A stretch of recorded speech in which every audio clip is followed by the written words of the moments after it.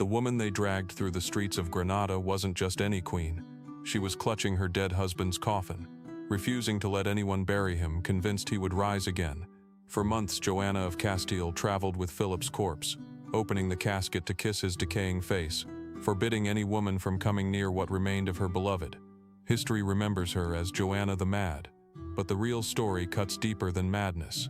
This queen's bloodline was so tangled by royal marriages that her own grandson would marry his niece, her great-grandson would wed his first cousin, and the dynasty she birthed would literally decay from within. You've been told medieval royalty married for power.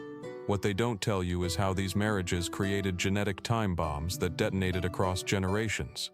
Joanna's story starts with calculation and ends with corpses, both literal and metaphorical. Born November 6, 1479 in Toledo's royal palace, Joanna entered a world where your womb was worth more than your mind. Her parents weren't just any monarchs. Isabella and Ferdinand had united Spain through their own marriage of cousins, already tightening the genetic noose. Palace records describe the young Joanna as brilliant, speaking Latin, French, and Castilian fluently by age 15. Witnesses noted her sharp wit and political acumen during court sessions. This wasn't some fragile princess. Contemporary accounts paint her as formidable, even intimidating to foreign ambassadors. Her bloodline read like a political chess match gone wrong. Through Isabella's side, she descended from the Trastamara dynasty, a line already thick with intermarriage. Ferdinand's ancestry wound through the same noble houses, creating loops within loops of shared blood. Court genealogists, tasked with proving royal legitimacy, found themselves drawing family trees that looked more like family wreaths. The Catholic monarchs viewed their daughter as currency in the international power market. While Joanna studied philosophy and statecraft, her parents negotiated her future like a trade agreement. Letters between European courts discussed her beauty, her childbearing hips, her mental acuity, everything except what she wanted. She watched her siblings get packaged and shipped across Europe like diplomatic parcels. Her sister Isabella to Portugal, her brother Juan groomed for the throne, her sister Maria as a backup bride. Death would claim them one by one, leaving Joanna as the unexpected heir to Castile's crown. Nobody planned for the fourth daughter to inherit everything. The royal counselors who dismissed her as marriage fodder suddenly faced a queen who understood power better than they'd anticipated. Here's what the fairy tales leave out.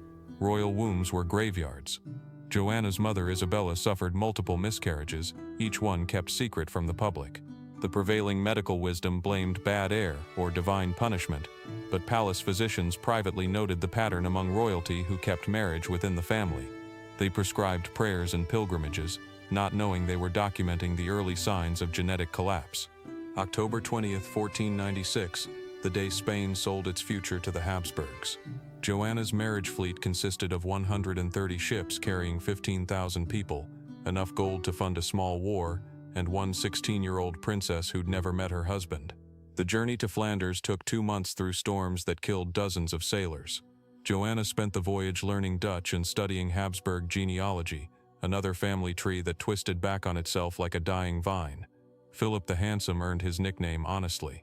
Contemporary portraits show a man with sharp cheekbones, piercing eyes, and the confident bearing of someone who'd never been told no.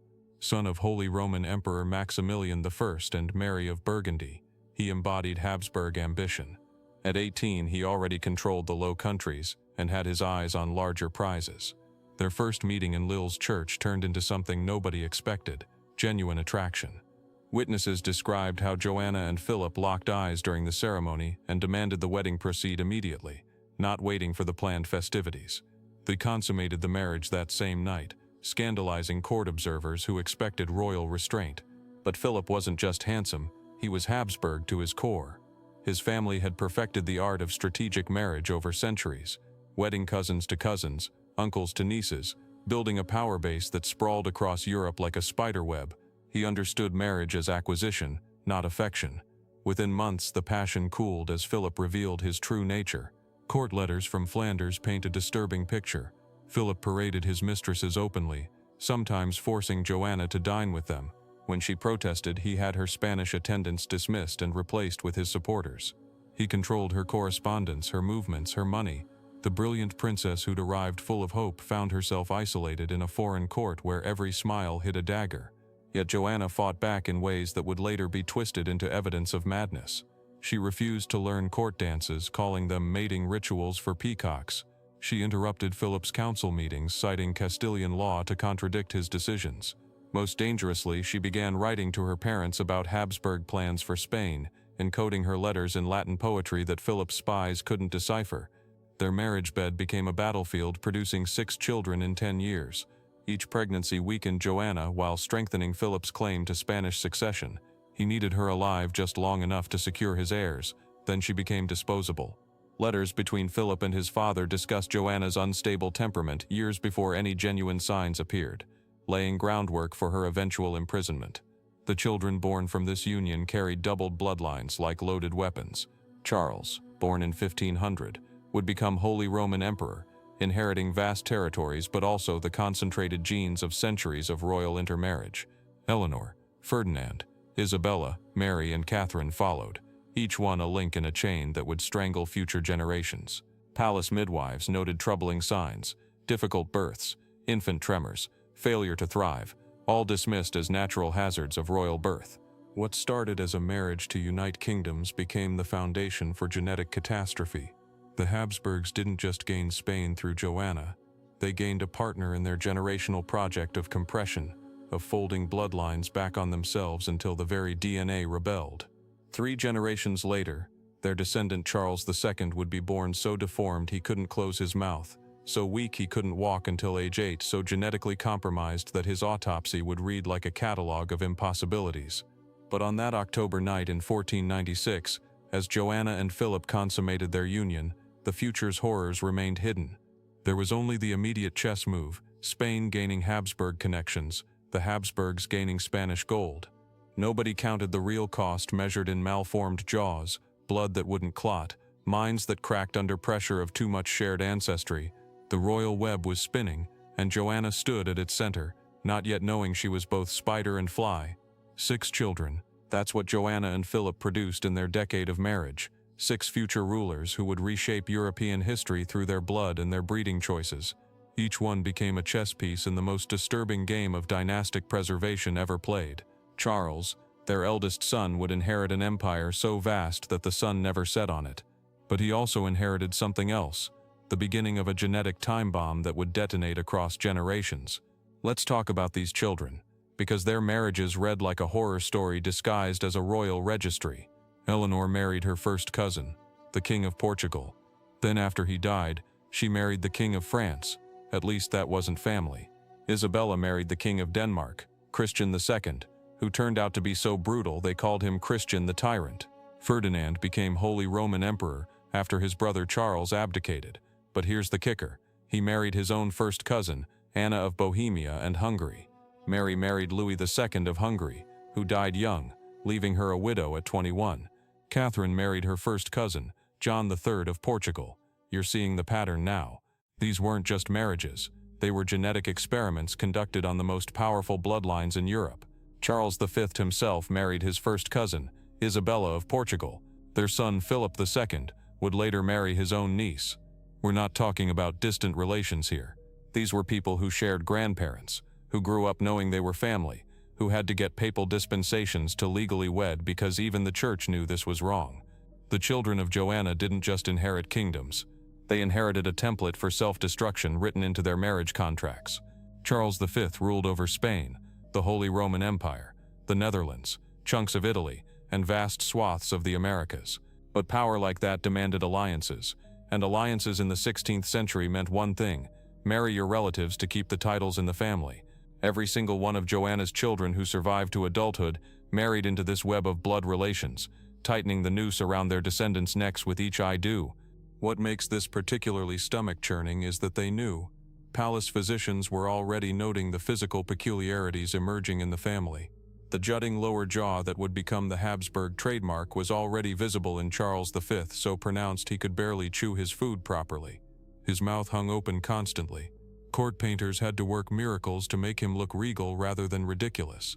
But instead of recognizing this as a warning sign, the Habsburgs saw it as a mark of their divine right to rule.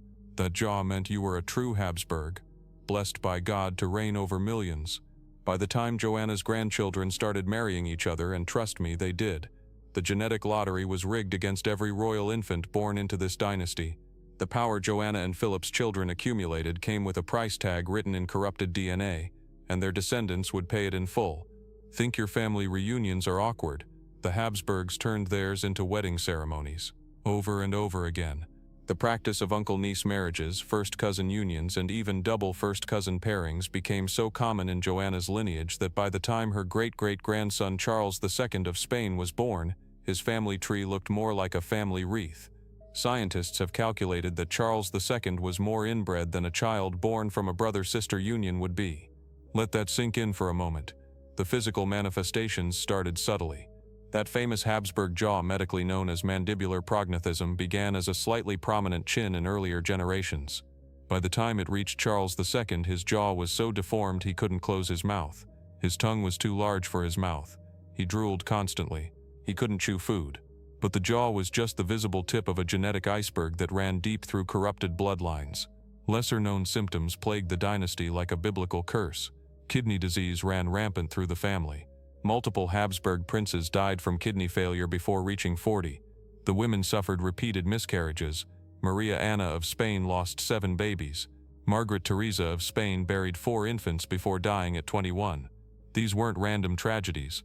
This was biology rebelling against generations of genetic stagnation.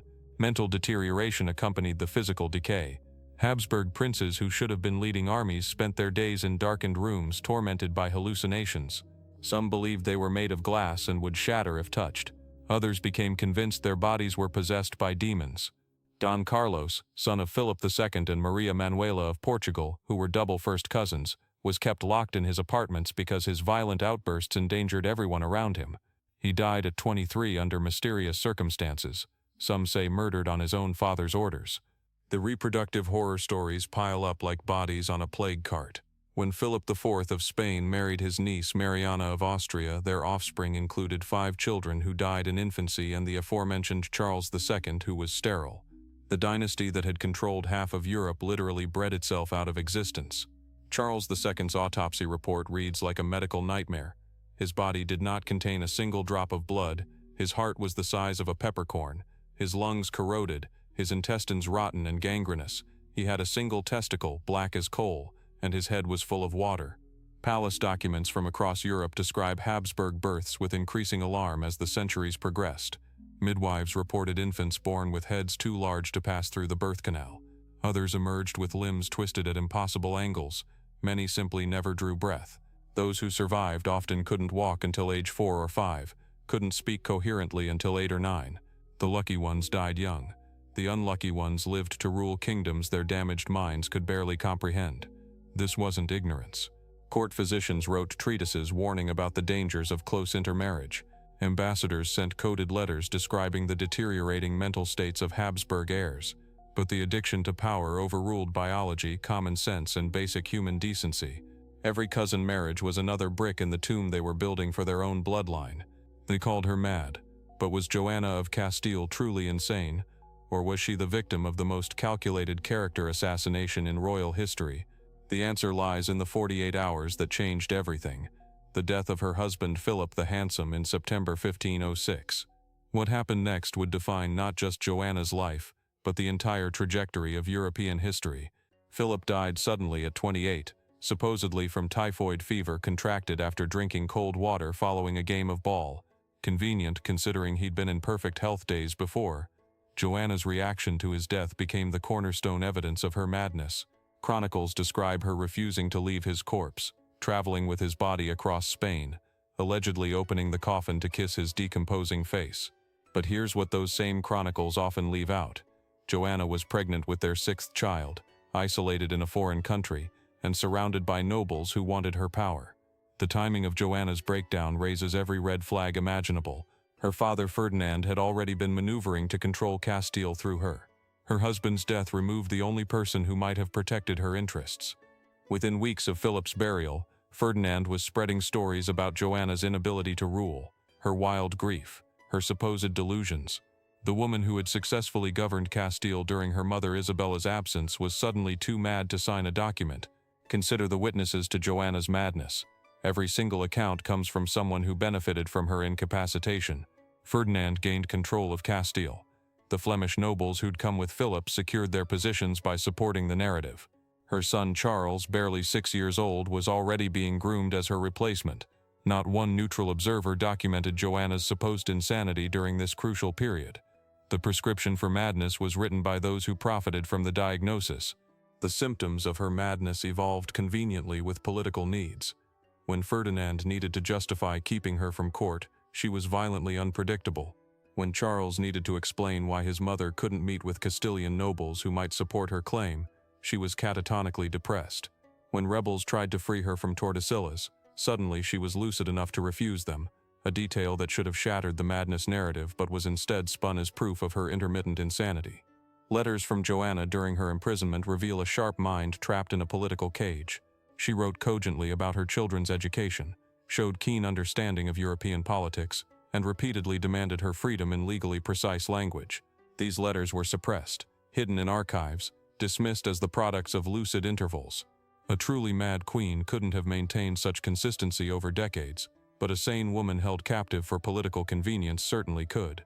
The most damning evidence against the madness narrative comes from those who guarded her. Multiple servants over the years report in Terwoods Ferdinand of Aragon locked his own daughter away in a convent and threw away the key. For 46 years, the rightful Queen of Castile rotted in a single tower while her father and son carved up her kingdom like vultures over a carcass. The royal convent of Santa Clara in Tordesillas became Joanna's entire world after 1509. Not a prison in name, but every stone wall, every barred window, every locked door served the same purpose. Her father Ferdinand orchestrated this imprisonment with the precision of a master chess player.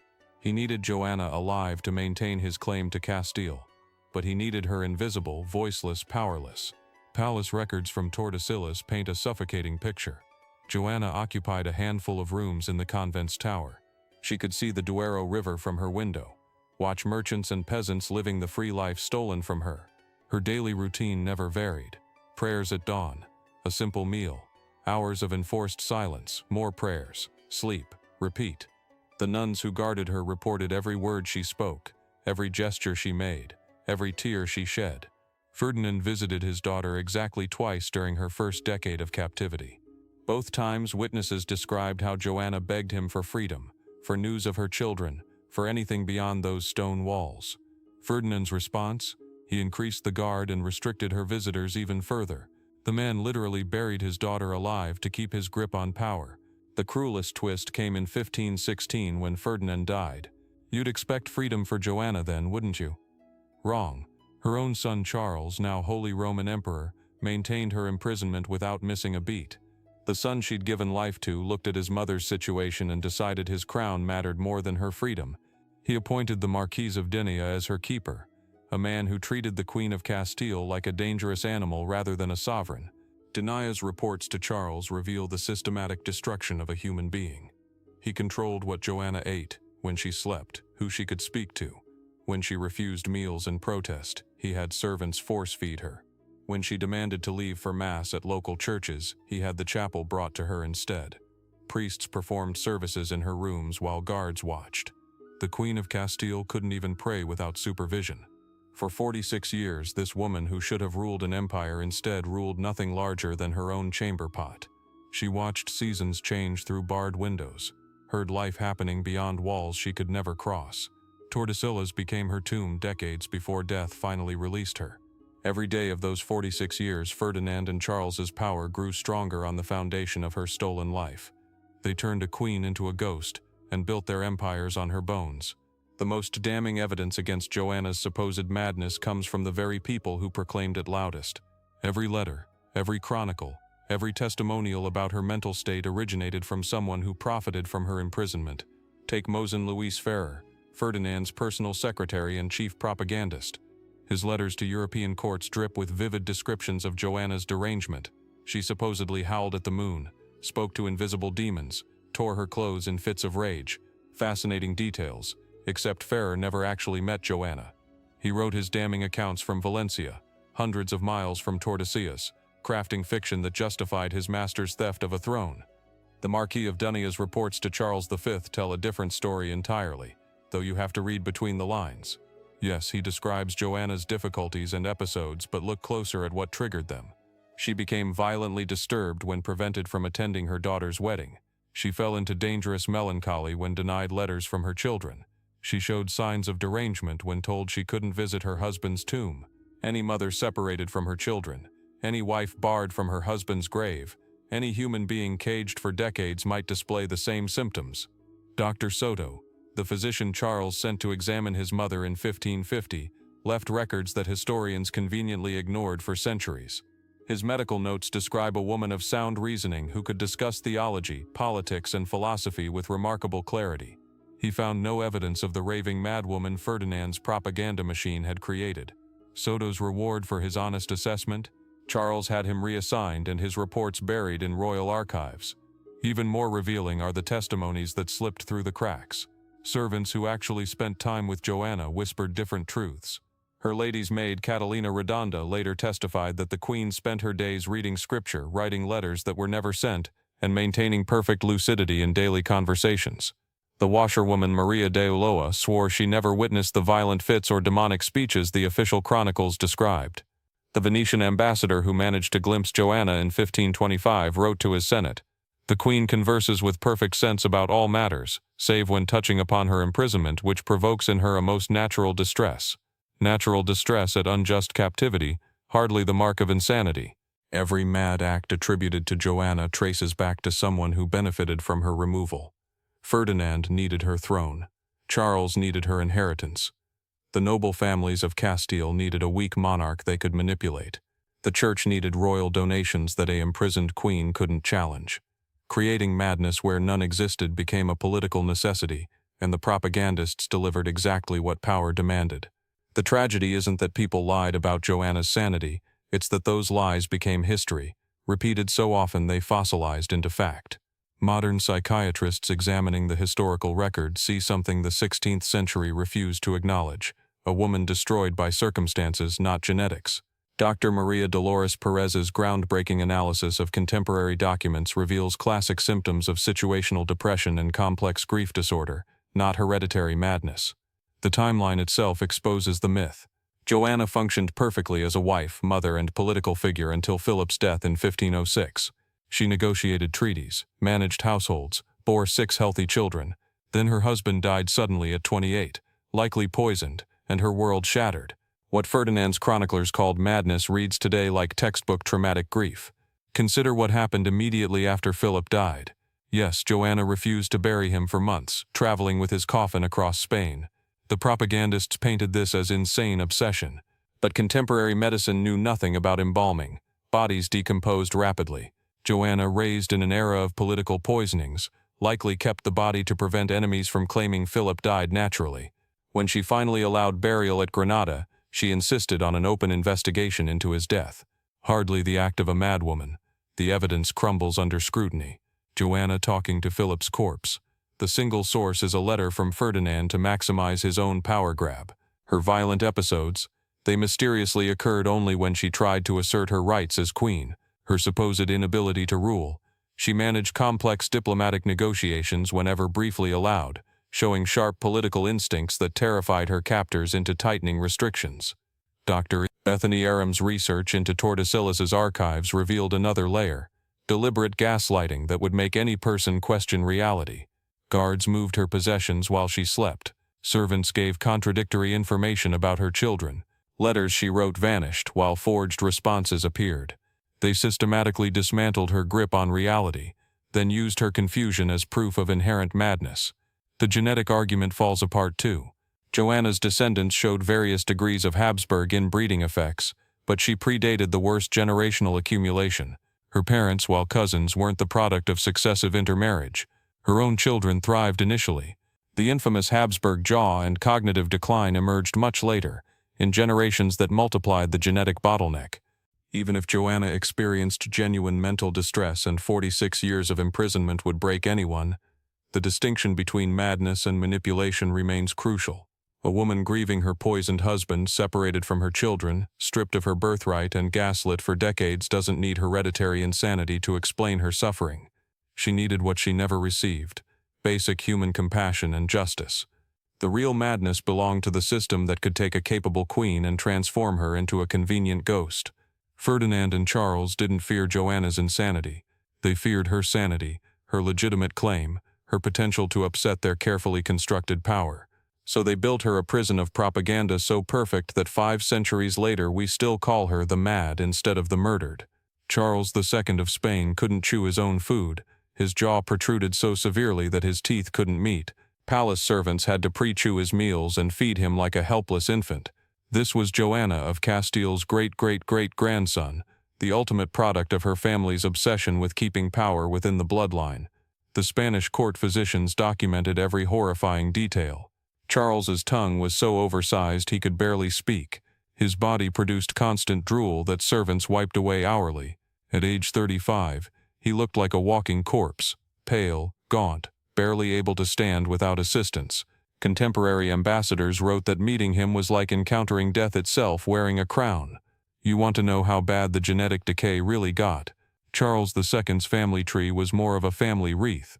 His parents were uncle and niece. His grandparents were first cousins. Going back just 3 generations, he had only 4 great-great-grandparents instead of the normal 16. Scientists later calculated his inbreeding coefficient at 0.254, higher than if his parents had been siblings. The Habsburg jaw that started as a minor family trait in Joanna's time had mutated into something monstrous. Each generation amplified the deformity. Philip IV's portraits show artists desperately trying to minimize his jutting chin. By Charles II's reign, court painters gave up trying to hide it. The jaw had grown so grotesque that foreign visitors gasped when they first saw him. But the physical deformities were just the visible symptoms. Charles suffered from rickets, epilepsy, and premature aging. He couldn't walk until age 8. His first wife later testified that he suffered from premature ejaculation so severe that consummation was impossible. The man who ruled the Spanish Empire at its height couldn't even produce an heir. Palace records reveal the true extent of his suffering. Charles experienced hallucinations where he believed he was possessed by demons. He would scream for hours that devils were torturing him from inside his own body. Priests performed over 2,500 exorcisms during his lifetime. None worked because you can't exorcise damaged DNA. The political consequences devastated Europe. While Charles writhed in his palace, the Spanish Empire crumbled. Territories were lost. Trade routes collapsed. Enemy nations circled like vultures, waiting for the inevitable. When Charles finally died in 1700, his autopsy revealed a body so genetically destroyed that the physician wrote his heart was the size of a peppercorn, his blood was water-thin, and his brain contained a single drop of fluid. His death triggered the War of Spanish Succession, a conflict that killed over 700,000 people and redrew the map of Europe. All because Joanna's descendants refused to marry outside their bloodline. The Habsburgs had literally bred themselves to extinction, taking countless lives with them. We look back at Joanna, locked in that convent tower for 46 years, and wonder if she saw this coming. Did she understand what her family's marriage patterns would create? Her own son Charles V married his first cousin. Her grandson Philip II married his niece. Each union tightened the genetic noose a little more. The woman they called mad might have been the sanest one of all. While her family consolidated power through incest, she spent decades in isolation, perhaps grateful to be removed from the twisted web her bloodline was weaving. Historical irony at its darkest. The Mad Queen produced a lineage so corrupted by inbreeding that her great-great-grandson made her look perfectly rational by comparison. Modern genetic analysis confirms what those palace physicians documented centuries ago. The Habsburgs suffered from at least 10 different hereditary conditions, from hormone deficiencies to bone deformities. Scientists studying Charles II's genome found genetic markers for intellectual disability, impotence, and kidney disease. A toxic cocktail of recessive traits that centuries of inbreeding had concentrated into one tragic figure. Think about that next time someone romanticizes royal bloodlines. The Habsburgs didn't fall from power through war or revolution. They destroyed themselves from within, one cousin marriage at a time.